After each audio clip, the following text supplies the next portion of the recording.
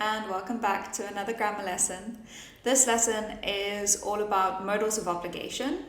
Okay, so how to express obligation in English, degrees of obligation, as well as a lack of obligation or no obligation.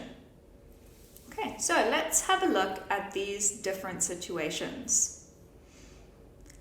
Are you feeling tired? Well, you shouldn't go to bed so late. You shouldn't go to bed so late. But you've helped Sarah and Jess so much this term. They should help you. I broke the speed limit the other day, and now I must pay a fine. We have to wear a uniform at school. He only works Monday to Friday. He doesn't have to work on the weekends. There's a no parking sign over there. She mustn't park here. So, which sentence out of these means it isn't necessary? It isn't necessary, or there is no obligation.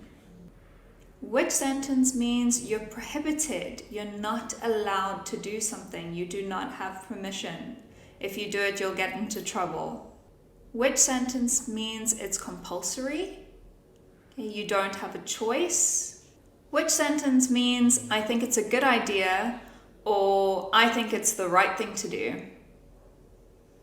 And which one means I think it's a bad idea, I think it's a bad thing to do? Okay, so the first one, it isn't necessary, there is no obligation. He doesn't have to work on the weekends. Okay. Doesn't have to or don't have to, depending on your subject. I don't have to, he doesn't have to. We can use this structure when we want to talk about no obligation. Okay, you can choose. He doesn't work on the weekends, but if he chooses to work on the weekends, he won't get into trouble. Okay, it's okay if he works on the weekends, but he's not obliged to. Okay. The second one, it's prohibited, you're not allowed. She mustn't park here. She mustn't park here. There's a no parking sign. If she chooses to park here, she will get in trouble, she will get a fine. Which two sentences mean it's compulsory and you don't have a choice? We have to wear a uniform to school, and I must pay a fine. These two are obligations. I can't choose whether or not I do them. Which one means I think it's a good idea or I think it's the right thing to do? They should help you. And which one means I think it's a bad idea, okay, or I think it's the wrong thing to do? You shouldn't go to bed so late. So here we can see should, shouldn't, must, mustn't, have to, don't have to. Okay, and these are our modals of obligation. We have must, which is obligation. We have mustn't, which means prohibition. We have to, which means obligation. And we have don't have to, that means no obligation.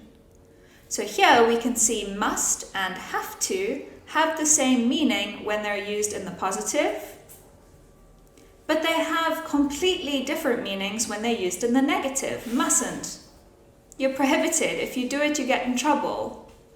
Don't have to, you're not obliged. You can choose whether or not you do it. So that's something to pay attention to when you're learning modals of obligation. The other thing I want to look at is the structure of these sentences. You shouldn't go to bed so late. They should help you. I must pay a fine. She mustn't park here. Okay, with all of these examples, we can see we have the subject plus the modal verb plus not if it's negative plus verb 1. And it doesn't matter which subject you use, that is always the structure. Have to and don't have to are a little bit different. And that's because have to is actually a main verb of a sentence, but it functions in the same way as a modal verb. Okay, so even though it looks like a modal verb, it behaves like a modal verb, it's not actually a modal verb grammatically speaking. If we look at our two examples with have to, we have to wear a uniform to school, and he doesn't have to work on the weekends. We can see here that we add doesn't to make it negative instead of adding not after have. Okay, because have in this context is a regular verb. Okay, it is a main verb of the sentence. Have plus infinitive. Have to wear, doesn't have to work. Okay, and this means that the form of have has to change according to the subject. We have to wear a uniform to school. She has to wear a uniform to school. He doesn't have to work on the weekends. I don't have to work on the weekends. The structure here is the same as the present simple. In the positive, subject plus verb 1, I, you, we, they have to. He, she, it has to. In the negative, I, you, we, they don't have to. He, she, it doesn't have to. Okay, and we also use do or does to make the question. Do you have to wear a uniform to school? Does he have to work on the weekends? However, with the modal verbs, we switch the modal verb and the subject. Should you go to bed so late? Should they help you? Must I pay a fine?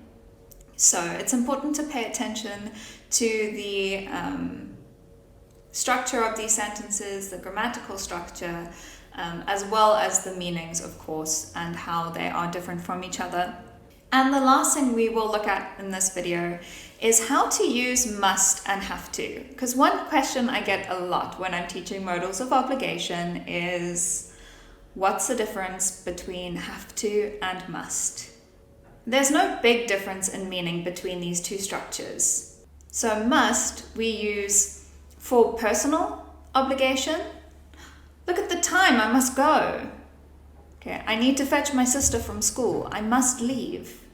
I have to leave. I must leave. Okay, whereas have to we use more for external obligation.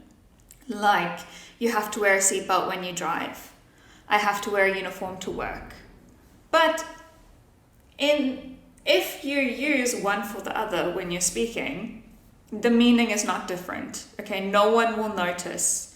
If you say, oh, I have to go now. I need to fetch my sister from school. It sounds perfectly normal. It sounds 100% correct. So the difference doesn't matter too much.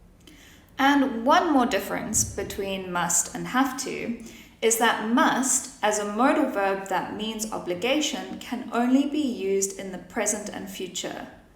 Okay, you must study hard. This weekend, you must finish all your homework before you go out. Have to, on the other hand, is a regular verb, so it can be used in any tense. Okay? So if we want to talk about past obligation, we say had to. I had to wear a uniform when I was in school. Okay? Or for future, I will have to go to the shops tomorrow to buy some milk. Okay, we don't have milk. We need milk. I'll have to go to the supermarket after work tomorrow. Okay. So in these sentences, we can't use must, and we have to use have to in its different forms.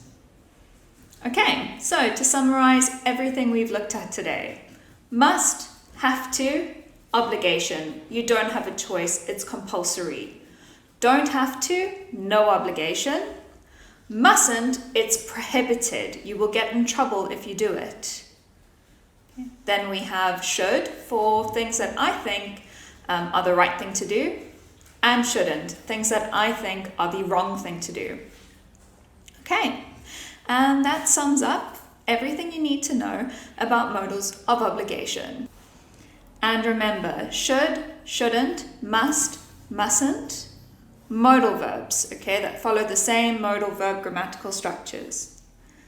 Have to is a regular verb, so it follows the rules of regular verbs in any tense. Okay, so that's everything I have to tell you about modals of obligation. I hope you learned something. If you have any questions, please leave a comment below. You're more than welcome to ask me anything.